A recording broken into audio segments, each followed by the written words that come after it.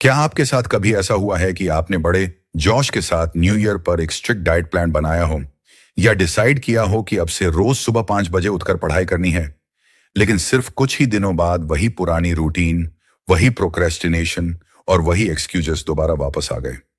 अगर हाँ, तो यकीन मानिए, आप अकेले नहीं हैं। हम सब अपनी जिंदगी बदलना चाहते हैं, लेकिन अक्सर हम सोचते हैं कि प्रॉब्लम हमारी विल पावर में है, हमारी मोटिवेशन कमजोर है, या हम डिसिप्लिन वाले इंसान ही नहीं हैं। लेकिन सच इससे बिल्कुल अलग है। प्रॉब्लम आप में नहीं है, प्रॉब्लम उस सिस्टम में है जिससे आप अपनी लाइफ बदलने की कोशिश करते हैं। इसी सच को समझाने के लिए ऑथर जेम्स क्लियर ने सालों की रिसर्च, साइकोलॉजी और रियल लाइफ एग्जाम्पल्स के बेसिस पर एक ऐसी किताब लिखी जिसने दुनिया भर के लाखों लोगों की सोच और जिंदगी बदल दी।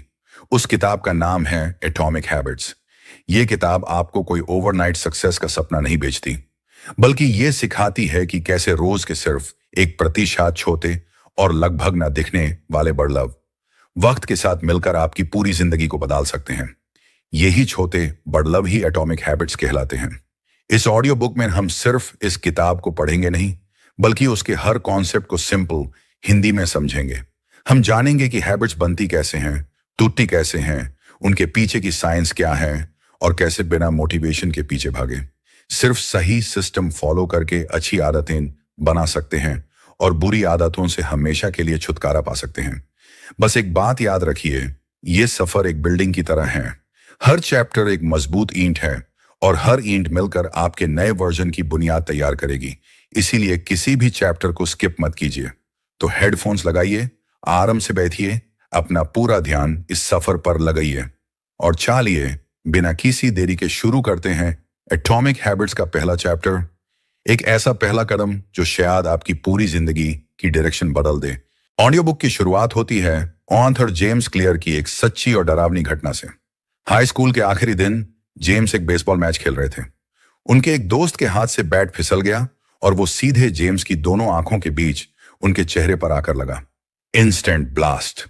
उनका नाक टूट गया, ब्रेन में सूजन यानी स्वेलिंग आ गई और वो बेहोश हो गए।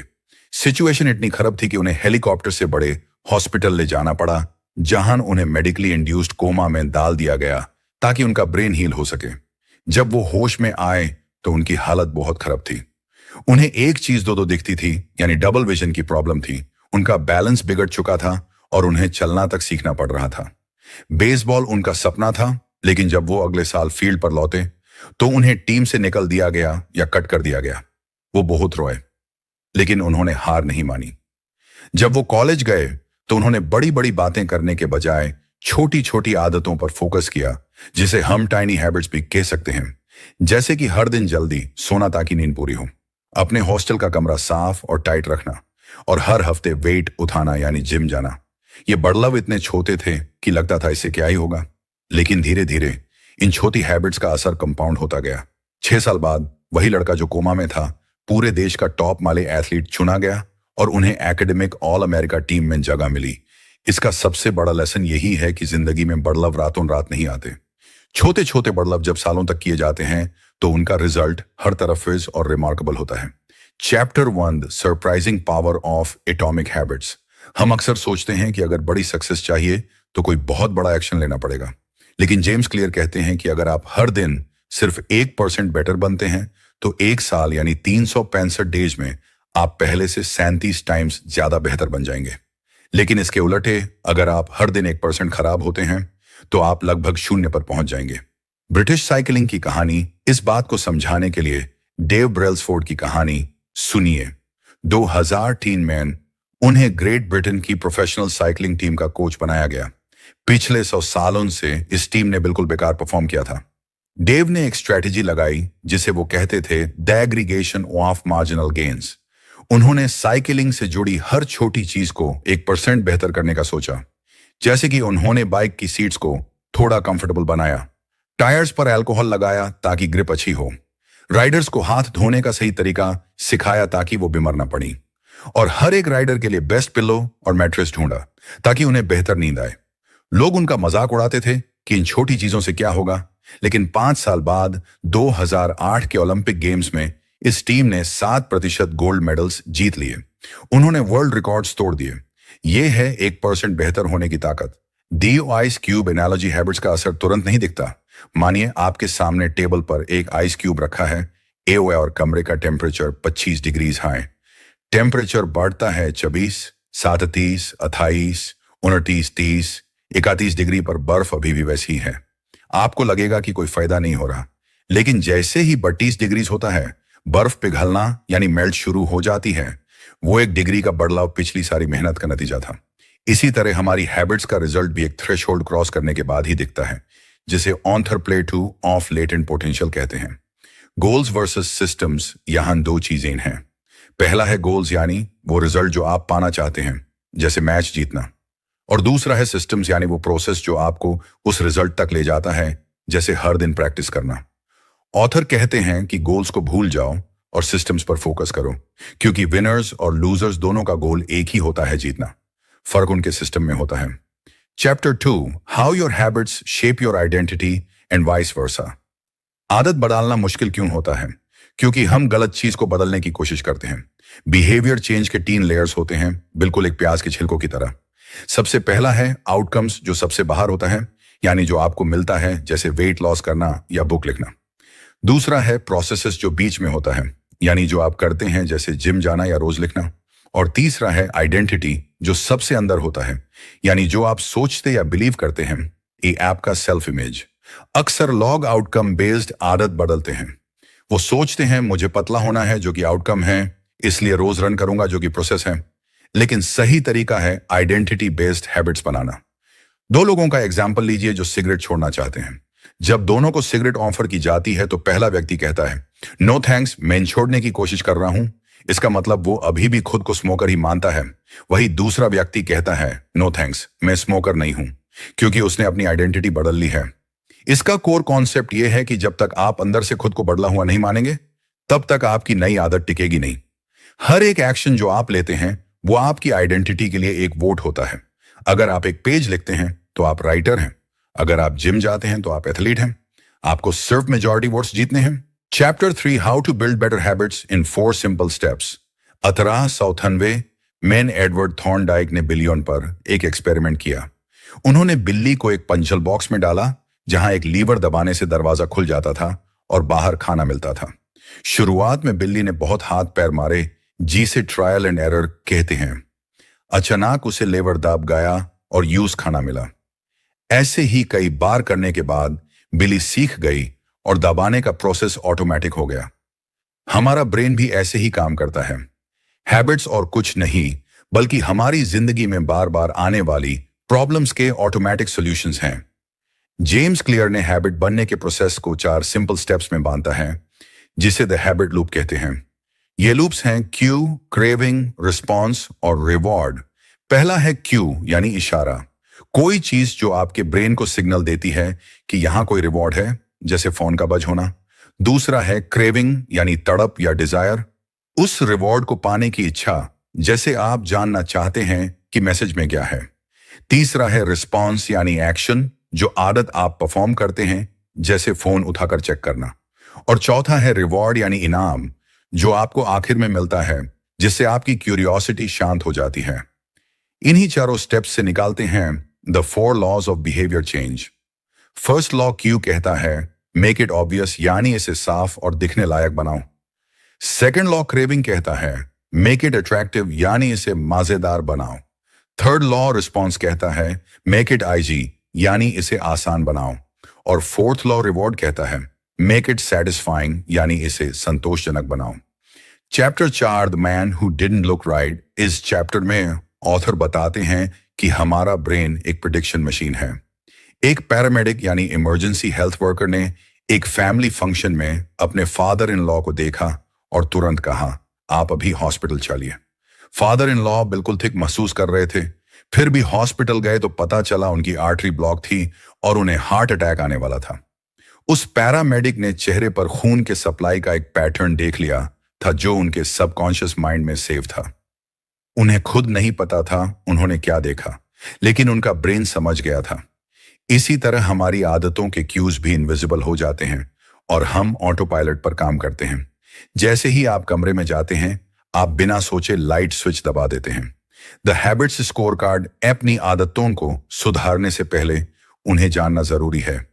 इसके लिए एक स्कोर कार्ड बनाइए और रोजाना की आदतों को लिखिए, जैसे कि सुबह उठना, जो कि न्यूट्रल है, फोन चेक करना, जो कि एक बैड हैबिट है, ब्रश करना, जो कि एक गुड हैबिट है, और चाय पीना, जो कि न्यूट्रल है। जो आदत आपके लॉन्ग टर्म गोल में मदद करे वो पॉजिटिव है। इससे आपको पता चलेगा कि आप पूरे दिन में माइंडलेस तरीके से क्या क्या रहे हैं। जापान के ट्रेन कंडक्टर्स की तरह पॉइंटिंग एंड कॉलिंग कीजिए, यानी जो भी आदत आप करने जा रहे हैं, यूज जोर से बोलिए। जैसे कि मैं ये कुकी खाने जा रहा हूं, लेकिन मुझे इसकी जरूरत नहीं है। जोर से बोलने से आपका अवेयरनेस बढ़ता है। Chapter 5, the best way to start a new habit. Researchers ने पाया कि जो लोग अपनी हैबिट्स के लिए एक फिक्स्ड प्लान बनाते हैं, उनके फॉलो करने के चांसेस डबल हो जाते हैं। इस प्लान को इम्प्लीमेंटेशन इंटेंशन कहते हैं। आपको बस इस फॉर्मूला को फिल करना है, I will behaviour at time in location. जैसे एग्जाम्पल के लिए, मैं सुबह 7 बजे किचन में 5 मिनट मेडिटेशन करूंगा। हैबिट स्टैकिंग, आदत पर आदत लगाना। एक फिलोसोफर थे डेनी डिडरो। उन्हें एक स्कारलेट रोब यानी बड़े सुंदर कपड़े गिफ्ट में मिले। वो इतने सुंदर थे कि उन्हें लगा उनका बाकी सारा पुराना फर्नीचर उन कपड़ों के सामने बेकार लग रहा है। उन्होंने एक के बाद एक सारा फर्नीचर बदल डाला। इसे कहते हैं डिडरो इफेक्ट, यानी एक एक्शन से दूसरा एक्शन ट्रिगर होना। इसका फायदा उठाइए और नई आदत को पुरानी आदत के ऊपर स्टैक कर दीजिए। इसका फॉर्मूला है after current habit I will new habit. जैसे एग्जाम्पल के लिए, सुबह की चाय पीने के बाद मैं एक पेज बुक पढ़ूंगा। Chapter 6, motivation is overrated environment often matters. मोर एक डॉक्टर थी, एन थॉर्नडाइक। उन्होंने हॉस्पिटल की कैफेटेरिया में बिना किसी से बात किए लोगों की सोडा पीने की आदत छुड़वाकर पानी पीने की आदत डाल दी। उन्होंने बस इतना किया कि फ्रिज में सोडा के साथ साथ पानी की बॉटल्स भी रख दी और पूरे कैफेटेरिया में पानी के बास्केट्स रख दिए। पानी आसानी से दिखने लगा तो लोगों ने पानी पीना शुरू कर दिया। ऑथर कहते हैं, environment is the invisible hand that shapes human behaviour. हम वही चीज चुनते हैं जो हमारे सामने आसानी से अवेलेबल होती है। अगर आपको गिटार बजाना सीखना है और गिटार क्लोजेट के अंदर बैंड है, तो आप कभी नहीं सीख पाएंगे। इसलिए अपने एनवायरनमेंट को डिजाइन करें। वाटर के लिए, अगर पानी ज्यादा पीना है तो हर कमरे में पानी की बोतल भरकर सामने रख दीजिए। रीडिंग के लिए, अगर बुक पढ़नी है तो बेड के पिल्लो पर सुबह ही बुक निकालकर रख दीजिए। और एक रूल हमेशा याद रखिए, 1 स्पेस 1 यूज। अपने बेड पर सिर्फ सोइए, वहां बैठकर काम या पढ़ाई मत कीजिए, नहीं तो ब्रेन कंफ्यूज हो जाएगा। Chapter 7, the secret to self control. Vietnam war के दौरान पता चला कि लगभग 15 से 20% अमेरिकन सोल्जर्स को हेरोइन की आदत हो गई थी। यूएस गवर्नमेंट डर गई कि ये जब देश लौटेंगे तो बड़ा क्राइम करेंगे। लेकिन हैरत की बात यह थी कि जब वो वापस आए तो 90% सोल्जर्स की आदत अपने आप छूट गई। क्यों? क्योंकि उनका एनवायरनमेंट बदल गया था। वियतनाम में स्ट्रेस था, हीरोइन बेचने वाले दोस्त थे। घर आते ही वो सारे क्यूज गायब हो गए। The reality of will power ये है कि जिन लोगों का सेल्फ कंट्रोल बहुत अच्छा दिखता है, असल में वो अलग नहीं होते। वो बस अपने एनवायरनमेंट को ऐसा बनाते हैं जहां उन्हें बार बार टेम्पटेशन यानी लालच का सामना ना करना पड़े। अगर आपको पढ़ाई करनी है तो फोन को दूसरे कमरे में साइलेंट करके रख दीजिए। लालच से लड़ने से अच्छा है उसके क्यू को इनविजिबल बना देना। Chapter 8, how to make a habit irresistible. Niko Tinbergen नाम के एक साइंटिस्ट ने गर्ल्स यानी एक तरह की बर्ड पर एक्सपेरिमेंट किया। उन बर्ड्स के बैक पर एक रेड डॉट होता है जिसे देखकर बच्चे पैकिंग करते हैं खाने के लिए। साइंटिस्ट ने एक कार्डबोर्ड पर 3 बड़े रेड डॉट्स बना दिए। बच्चे असली मां को छोड़कर उस कार्डबोर्ड पर टूट पड़े। इसे कहते हैं सुपर नॉर्मल स्टिमुलाई, यानी असली चीज का एक एग्जैजरेटेड और ज्यादा attractive version. Junk food, social media, video games, ये सब हमारे पैलियोलिथिक ब्रेन के लिए सुपर नॉर्मल स्टिमुलाई हैं। हमारे पूर्वजों को फैट और शुगर ढूंढने के लिए बहुत मेहनत करनी पड़ती थी, इसलिए हमारा ब्रेन आज भी इन चीजों को देखकर डोपामिन रिलीज करता है।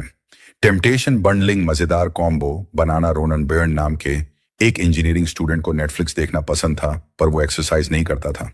उसने अपनी स्टेशनरी साइकिल को लैपटॉप से कनेक्ट किया और एक ऐसा प्रोग्राम बनाया कि नेटफ्लिक्स तभी चलेगा जब वो एक सही स्पीड पर साइकिल चलाएगा। आप भी इसका फॉर्मूला यूज कर सकते हैं।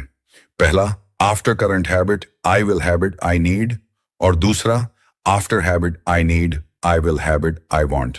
जैसे एग्जाम्पल के लिए, लंच ब्रेक के बाद मेन पहले 3 सेल्स कॉल्स करूंगा जो मेरी नीड है, उसके बाद मैं इंस्टाग्राम चेक करूंगा जो मैं चाहता हूं।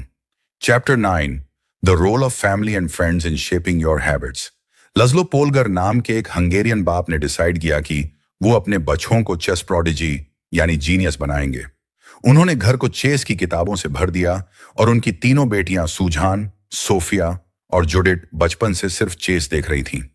नातीजा ये हुआ कि तीनों बेटियां वर्ल्ड क्लास चेस प्लेयर्स और ग्रैंड मास्टर्स बनी। उनके लिए चेस खेलना उनके घर का नॉर्मल बिहेवियर था। हम हमेशा 3 तरह के लोगों की आदतों को कॉपी करते हैं। पहला, द क्लोज, जो हमारे पास हैं, जैसे हमारे दोस्त और फैमिली। अगर आपके सभी दोस्त फिट हैं तो आप भी फिटनेस को नॉर्मल मानेंगे। दूसरा, द मैनी, जो मेजॉरिटी है, यानी पूरी सोसाइटी जो कर रही है सोशल कंफर्मिटी के मुताबिक। और तीसरा, द पावरफुल, जो सक्सेसफुल हैं, जिन लोगों के पास स्टेटस है, हम उनकी तरह बनना चाहते हैं।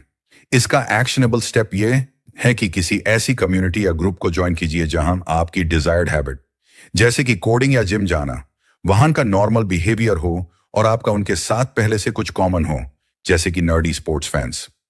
Chapter 10, how to find and fix the causes of your bad habits. Allen Carr की एक मशहूर बुक है, easy way to stop smoking. वो स्मोकर को ये नहीं कहते कि सिगरेट पीना बुरी बात है, बल्कि वो उनके दिमाग में चलने वाली बातों को रिफ्रेम करते हैं। वो बताते हैं कि आप सोचते हैं स्मोकिंग से स्ट्रेस कम होता है। नहीं, ये आपके नर्व्स को डिस्ट्रॉय करता है। आप सोचते हैं स्मोकिंग से दोस्ती बढ़ती है। नहीं, आप बिना स्मोक किए भी सोशलाइज कर सकते हैं। किताब के आखिरी पेज तक आते आते स्मोकर को लगता है कि सिगरेट पीना दुनिया का सबसे बड़ा बेवकूफी भरा काम है। उनका क्रेविंग खत्म हो जाता है, माइंडसेट शिफ्ट क्रेविंग। और कुछ नहीं, हमारे ब्रेन की पुरानी डिजायर्स जैसे सेफ्टी, अप्रूवल, स्टेटस को पूरा करने का एक मॉडर्न तरीका है। आपको यानी स्ट्रेस कम करना है तो आप सिगरेट भी पी सकते हैं और रनिंग पर भी जा सकते हैं। बस एक वर्ड का बदलाव कीजिए, हैव टू को गेट टू बनाइए। जैसे मुझे सुबह जल्दी उठना पड़ता है, इसके बजाय बोलिए मुझे सुबह जल्दी उठने का मौका मिलता है ताकि मैं अपनी हेल्थ पर काम कर सकूं। इस तरह से आप हर मुश्किल हैबिट को एक बर्डन के बजाय एक अपॉर्चुनिटी की तरह देखने लगेंगे। Chapter 11, walk slowly but never backward. Jerry Uelsmann नाम के एक फोटोग्राफी प्रोफेसर ने अपनी क्लास को 2 ग्रुप्स में बांटा। लेफ्ट साइड क्वांटिटी ग्रुप था, जिसमें स्टूडेंट्स को सिर्फ इस बात पर ग्रेड मिलना था कि उन्होंने कितने फोटोज खींचे, जैसे 100 फोटोज पर ए ग्रेड मिलता। और राइट साइड क्वालिटी ग्रुप था, जिसमें पूरे सेमेस्टर में सिर्फ एक परफेक्ट फोटो जमा करनी थी। सेमेस्टर के आखिर में पता चला कि सारी सबसे बेहतर और खूबसूरत फोटोज क्वांटिटी ग्रुप ने खींची थी, क्योंकि वो लगातार फोटोज खींच रहे थे, गलतियां कर रहे थे और उनसे सीख रहे थे। दूसरी तरफ क्वालिटी ग्रुप ज्यादातर परफेक्शन के बारे में सोचता रहा और आखिर में सिर्फ एक एवरेज फोटो लेकर आया। जेम्स क्लियर कहते हैं कि मोशन और एक्शन में फर्क होता है। मोशन का मतलब है प्लान बनाना, स्ट्रेटेजी बनाना और रिसर्च करना। इससे लगता है कि आप काम कर रहे हैं, लेकिन एक्चुअल रिजल्ट नहीं आता। वही एक्शन का मतलब है वो काम सच में करना जो रिजल्ट देता है। इसका रूल ये है कि अगर आप किसी हैबिट को मास्टर करना चाहते हैं तो रेपिटेशन से शुरू कीजिए, परफेक्शन से नहीं। Neurons that fire together wire together. जितने ज्यादा रेप्स आप लगाएंगे उतना ही आपका ब्रेन उस हैबिट को ऑटोमेटिक बना देगा। Chapter 12, the law of least effort. Jared diamond ने अपनी book guns, germs and steel में बताया कि यूरोप और एशिया में एग्रीकल्चर बहुत तेजी से इसलिए फला फूला क्योंकि उनका एक्सिस ईस्ट टू वेस्ट है, जहां क्लाइमेट और मौसम लगभग एक जैसा रहता है। इसके उल्टे अमेरिका का एक्सिस नॉर्थ टू साउथ है, जहां मौसम तेजी से बदलता है। इस वजह से ईस्ट टू वेस्ट वाले रीजन्स में फार्मिंग आसान थी और डेवलपमेंट भी तेजी से हुआ। हमारा ब्रेन भी हमेशा the law of least effort follow करता है। वो वही काम चुनेगा जिसमें सबसे कम मेहनत लगे। एडिशन बाय सब्ट्रैक्शन, फ्रिक्शन कम करें। जैसे जापानीज टेक कंपनीज ने 1970 में प्रोडक्शन लाइन से सारे अनावश्यक स्टेप्स हटा दिए और उनके प्रोडक्ट्स अमेरिकन प्रोडक्ट्स से ज्यादा रिलायबल हो गए। वैसे ही हमें भी अपनी अच्छी आदतों के बीच की रुकावटें यानी फ्रिक्शन कम करनी चाहिए। Prime the environment. अगर सुबह जिम जाना है तो जिम के कपड़े, शूज और पानी की बोतल रात को ही बेड के पास रख दीजिए। और अगर टीवी कम देखना है तो हर बार टीवी बैंड करने के बाद रिमोट की बैटरीज निकाल कर अलग रख दीजिए। अगली बार टीवी चलाने में थोड़ी एक्स्ट्रा मेहनत लगेगी, इसलिए बिना सोचे समझे टीवी देखने की आदत कम हो जाएगी। Chapter 13, how to stop procrastinating by using the 2 minute rule. Twyla Tharp दुनिया की सबसे मशहूर डांसर्स में से एक हैं। वो रोज सुबह 5 बजे उठकर टैक्सी लेती हैं जिम जाने के लिए। वो कहती हैं कि उनका रिचुअल जिम में वर्कआउट करना नहीं है, बल्कि सिर्फ टैक्सी में बैठना है। एक बार वो टैक्सी में बैठ जाती हैं तो बाकी का काम अपने आप हो जाता है। हम अक्सर बड़े बदलाव के चक्कर में शुरुआत ही नहीं कर पाते। इसका हल है द 2 मिनट रूल, जो कहता है when you start a new habit it should take less than 2 minutes to do. रोज 3 माइल दौड़ना बन जाता है सिर्फ रनिंग शूज के लेसेस बांधना। रोज 1 घंटा पढ़ना बन जाता है सिर्फ अपनी नोटबुक खोलना। आपको लग सकता है कि 2 मिनट से क्या होगा, लेकिन याद रखिए, a habit must be established before it can be improved.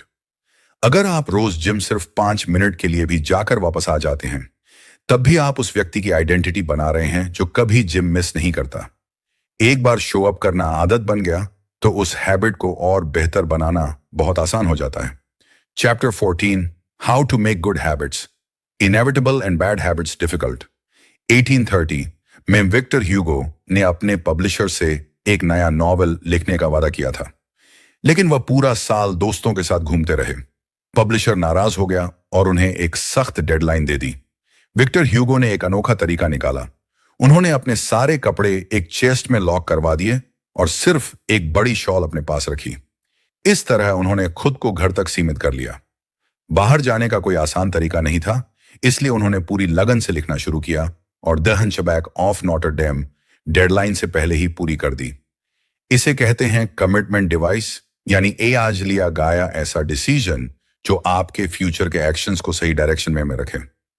Automation और वन टाइम चॉइसेस जिंदगी में कुछ ऐसे वन टाइम चॉइसेस होते हैं जो बिना रोज मेहनत किए अच्छी हैबिट्स को आसान बना देते हैं।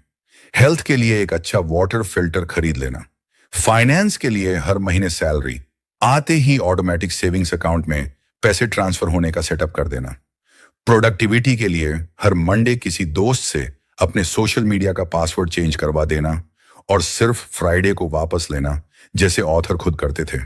टेक्नोलॉजी को अपना सहायक बनाइए ताकि अच्छी हैबिट्स फॉलो करना और बुरी हैबिट्स से दूर रहना और भी आसान हो जाए।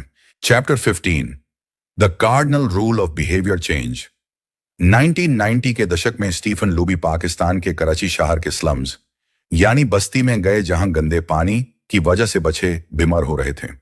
हर कोई जानता है कि हाथ धोना अच्छी बात है, पर कोई रोज नहीं धोता था।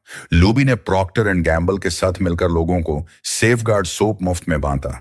वो सोप इतना प्रीमियम था, उसमें सूट्स यानी झाग अच्छा बनता था और उसकी खुशबू बहुत प्यारी थी। लोगों को हाथ धोने में मजा आने लगा। 6 साल बाद भी जब रिसर्चर्स गए तो लोगों ने हैंड वॉशिंग की आदत नहीं छोड़ी थी। इससे निकलता है बिहेवियर चेंज का सबसे बड़ा नियम, जिसे डेड कार्डिनल रूल कहते हैं। और वो नियम ये है कि what is immediately rewarded is repeated, what is immediately punished is avoided. यानी जिस चीज का इनाम तुरंत मिलता है, यूज दोहराया जाता है, और जिसमें तुरंत साजा मिलती है, यूज छोड़ा जाता है। Immediate versus delayed rewards. हमारे पूर्वज का ब्रेन एक इमीडिएट रिटर्न एनवायरनमेंट में रहता था, यानी आज शिकार किया तो आज ही खाना मिला। लेकिन आज हमारी दुनिया डिलेड रिटर्न एनवायरनमेंट है, जहां आज काम करोगे तो 1 साल बाद प्रमोशन मिलेगा। प्रॉब्लम यह है कि बुरी आदतों का रिवॉर्ड तुरंत मिलता है और सजा बाद में, जैसे स्मोकिंग का मजा अभी मिलेगा पर कैंसर सालों बाद। वही अच्छी आदतों का दर्द अभी होता है और रिवॉर्ड बाद में, जैसे जिम का दर्द अभी होगा पर अच्छी बॉडी सालों बाद मिलेगा। इसका सॉल्यूशन ये है कि अच्छी हैबिट के साथ एक इंस्टेंट रिवॉर्ड जोड़िए। अगर आपने बाहर का खाना स्किप किया तो तुरंत $50 अपने ट्रिप टू यूरोप वाले सेविंग्स अकाउंट में ट्रांसफर कर दीजिए। पैसा बढ़ता देखकर आपको इंस्टेंट संतोष और एक सेटिस्फाइंग फीलिंग मिलेगी। चैप्टर 16, how to stick with good habits every day. 1993 में एक 30 साल का रूकी स्टॉक ब्रोकर था ट्रेंट स्मिथ। उसने बहुत तेजी से सक्सेस पाई एक सिंपल ट्रिक से, जिसे author the paper clip strategy कहते हैं। उसके डेस्क पर दो जार्स थे, एक में 120 पेपर क्लिप्स थे और दूसरा खाली था। वो एक सेल्स कॉल करता और एक क्लिप खाली जार में डाल देता। जब तक सारे क्लिप्स मूव नहीं होते, वो फोन रखता नहीं था। विजुअल प्रोग्रेस देखना बहुत सेटिस्फाइंग होता है। इसके लिए सबसे बेस्ट टूल है हैबिट ट्रैकर। आप एक कैलेंडर पर रोजाना अपनी हैबिट पूरी होने पर एक एक्स मार्क कर सकते हैं। हैबिट्स ट्रैकर के 3 बड़े फायदे हैं। पहला है ऑब्वियस, ये आपको याद दिलाता है कि आज आपने काम किया या नहीं।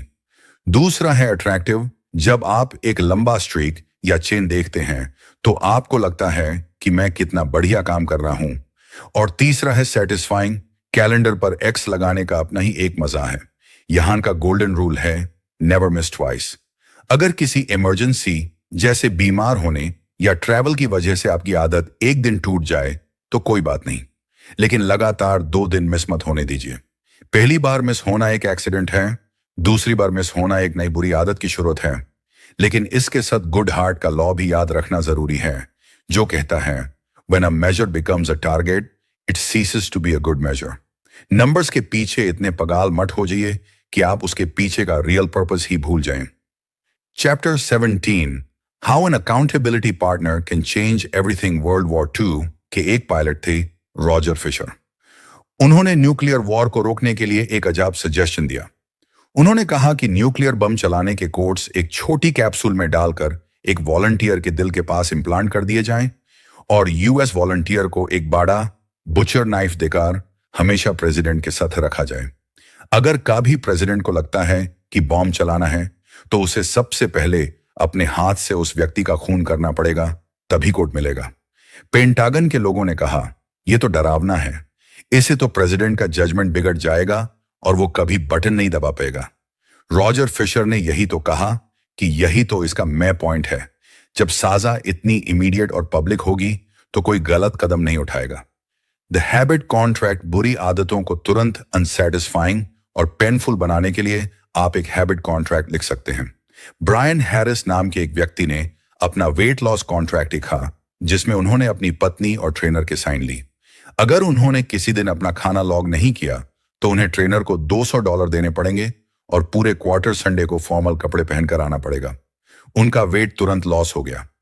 जब आपको पता होता है कि कोई आपको देख रहा हो, जिसे हम अकाउंटेबिलिटी पार्टनर कहते हैं, और आपके फेल होने पर आपकी बेइज्जती होगी या पैसा लगेगा, तो आप हमेशा डिसिप्लिन में रहते हैं। Chapter 18 the truth about talent when genes matter and when they don't. Michael Phelps जो कि एक स्विमर हैं और हिचम एल गेरोज जो कि एक रनर हैं, दोनों ही वर्ल्ड क्लास एथलीट्स हैं। फेल्प्स 6 फीट 4 इंचेस के हैं और गेरोज 5 फीट 9 इंचेस के हैं। लेकिन हैरत की बात यह है कि दोनों की पैंट्स का इंसीम साइज बिल्कुल एक ही है। फेल्प्स के हाथ और टोर्सो लंबे हैं जो स्विमिंग के लिए परफेक्ट हैं, और गेरोज के पैर लंबे हैं जो रनिंग के लिए परफेक्ट हैं। अगर दोनों अपना स्पोर्ट बदल दें तो दोनों हार जाएंगे। इसका लेसन यह है कि जीन्स आपकी डेस्टिनी तय नहीं करते, वो आपके एरियाज ऑफ अपॉर्चुनिटी बताते हैं। आपको हमेशा वैसा खेल चुनना चाहिए जो आपकी नेचुरल एबिलिटी और पर्सनैलिटी के ट्रेड्स के साथ मैच करे। अपने लिए सही गेम कैसे चुने, इसके लिए एक्सप्लोर और एक्सप्लॉइट का ट्रेड ऑफ समझना होगा। शुरुआत में एक्सप्लोर कीजिए, यानी कई तरह की चीजें ट्राई कीजिए। जब आपको लगे कि कोई एक चीज आपके लिए बेहतर काम कर रही हो ना, तो उस पर एक्सप्लॉइट कीजिए और अपना 80 से 90% टाइम वहां लगाइए। अपने आप से ये 4 सवाल पूछिए। मुझे किस काम में मजा आता है जो दूसरों के लिए मेहनत लगता है? कौन सा काम करते वक्त मैं समय का होश भूल जाता हूं, जिसे फ्लो स्टेट कहते हैं? मुझे किस चीज में एवरेज इंसान से ज्यादा रिटर्न्स मिलते हैं?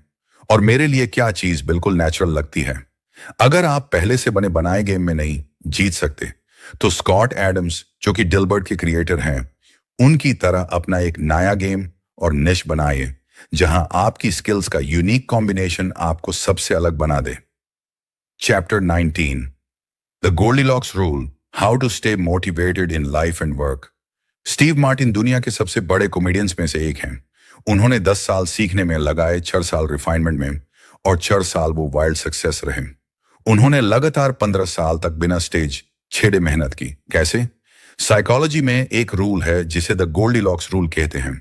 यह रूल बताता है कि humans experience peak motivation when working on tasks that are right on the edge of their current abilities. Not too hard, not too easy, just right. यानी इंसान सबसे ज्यादा मोटिवेटेड टैब होता है जब वो ऐसे काम करता है जो उसकी क्षमता के बिल्कुल एज पर हो, जो न ज्यादा मुश्किल हो न ज्यादा आसान, बल्कि बिल्कुल सही हो। अगर आप बिल्कुल बचे के साथ टेनिस खेलेंगे तो बोर हो जाएंगे, अगर रॉजर फेडरर के साथ खेलेंगे तो हार मान जाएंगे, लेकिन अगर अपने बराबर वाले के साथ खेलेंगे तो आप पूरे फोकस के साथ खेलेंगे। बोर्डम से कैसे लड़ें? ऑथर ने एक एलीट कोच से पूछा कि बेस्ट एथलीट्स में ऐसा क्या अलग होता है। कोच ने कहा कि एक पॉइंट पर बात यही आ जाती है कि कौन हर दिन की ट्रेनिंग के बोर्डम या बोरियत को झेल सकता है और एक ही तरह के वेट्स बार बार उठा सकता है। सक्सेस का सबसे बड़ा दुश्मन फेलियर नहीं है, बल्कि बोर्डम यानी बोरियत है। जब आदतों का नयापन खत्म हो जाता है और वो रूटीन बन जाती हैं, तो हम बोर हो जाते हैं और कुछ नया ढूंढने लगते हैं। प्रोफेशनल्स और एमेचर्स में यही फर्क होता है। प्रोफेशनल्स वो होते हैं आयन जो मूड थिक न होने पर या बोरियत होने पर भी स्केड्यूल पर टिके रहते हैं और रेप्स लगाते हैं। वही अमेचर्स तभी काम करते हैं जब उनका मन करता है या एक्साइटमेंट होती है। Chapter 20, the down side of creating good habits. Habit से मास्टरी मिलती है, लेकिन इसका एक डाउन साइड भी है। जब कोई हैबिट ऑटोमेटिक हो जाती है तो हम उस पर ध्यान देना बंद कर देते हैं और छोटी छोटी गलतियों को स्लाइड होने देते हैं। हम माइंडलेस रेपिटेशन करने लगते हैं। यहां एक सिंपल इक्वेशन काम करता है, habits plus deliberate practice is equal to mastery. सिर्फ आदत काफी नहीं है, आपको लगातार ध्यान देना होगा कि आप पहले से बेहतर कर रहे हैं या नहीं। पैट रायली और CBE प्रोग्राम 1986 में लॉस एंजलिस लेकर्स की बास्केटबॉल टीम बहुत टैलेंटेड थी, पर वो चैंपियनशिप हार गई। उनके कोच पैट रायल ने एक प्रोग्राम चलाया जिसे कहते हैं CBE यानी करियर बेस्ट एफर्ट।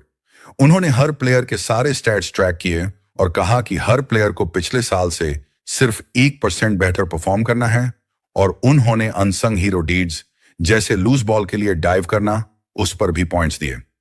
नतीजा यह हुआ कि लेकर्स अगले 2 साल लगातार इन BA चैंपियंस बने।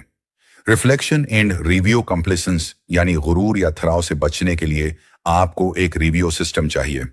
इसके लिए 2 बड़े रिव्यूज किए जा सकते हैं। पहला है एनुअल रिव्यू, जो दिसंबर में होता है। ऑथर हर साल के आखिर में पूछते हैं, क्या अच्छा रहा, क्या खराब रहा और मैंने क्या सीखा। दूसरा है इंटीग्रिटी रिपोर्ट, जो समर में होता है।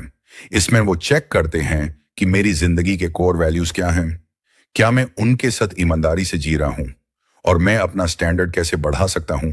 ऐसा रिव्यू करने से आपके पैर जमीन पर रहते हैं और आप लगातार अपनी आदतों को अपग्रेड करते रहते हैं। Conclusion, the ultimate secret to results that last. तो दोस्तों, हमारी ऑडियो बुक का सार यह है कि बड़बड़ाने या बड़े रातों रात बदलाव का ख्वाब देखने के बजाय अपनी छोटी छोटी आदतों पर फोकस करें, जिन्हें हम एटम्स भी कह सकते हैं। ये छोटे बदलाव शुरुआत में लगता है कि बेअसर हैं, लेकिन सालों के बाद ये आपको एक बेहतरीन और सफल इंसान बना देते हैं। आदतों का रियल पर्पस सिर्फ कुछ पाना नहीं है, बल्कि कुछ बनना है।